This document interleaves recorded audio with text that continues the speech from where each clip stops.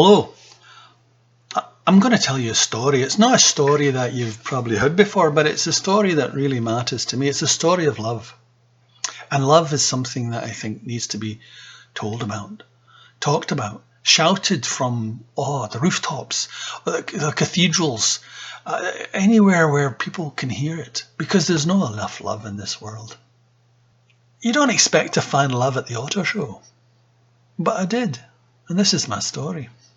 You go to the auto show and you're expecting, nice cars. You check out a few wheels, you see how the shapes are, you look at the technologies, you even find yourself dawdling. Dawdling is a good word. Where? Well, the exotics. Doesn't not everybody want to look at the exotics? There's the Rolls Royces and the Bentleys and the Jaguars and the Ferraris, and there's even the Bugattis and Aston Martins, Lexus, Chevrolet, maybe only the Corvette, but it's still a beautiful car. And you realise that these exotics are just that. There's something special about them, the shapes, the colours, the shine. But then you realise that, if you look back in time, these cars, all cars, have come from these wonderful creations in 50, 60, 70 years ago that were really art. There's no other word for it. It was art. Art that you can see today still at the auto show. I saw hood ornaments that made me think they were just one of a kind. Like a Sophia Loren kind of car, or a Marilyn Monroe, or I can't even think of another one. But anyway, the point is that some of these cars have hood ornaments that were made by artists, and you can see that in every turn, in every brushstroke that they must have used to carve out the original shape. There's flying women, there's curves within curves, there's even, and this wasn't a hood ornament, but I saw a car that actually had a golden horn. Well, I guess it was brass, but it looked golden. Golden horn. That was its own horn.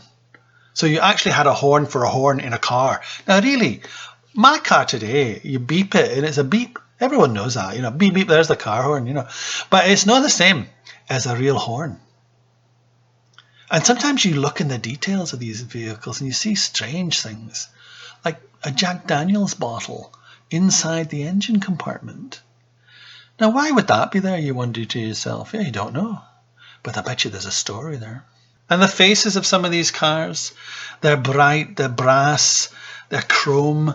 They've got a life to them. They're not mundane, they're not mass-made. And then you look at the curve on them, the beauty of the carriage, the beauty of the lights. Well, the lights, let's talk the lights. They say that the eyes are the windows to the soul. Well, I think that's true in cars. Because as I wandered around, I found myself looking into the very soul of some of these automobiles. And these are lights both coming and going, front and back. Some were classic, reminded me of the future, but they were old. Some were solid, the kind of eyes that you just lock onto and they don't waver. Then there was the mystical eyes, the ones that drew you in, or they were shaped like you'd never seen an eye before.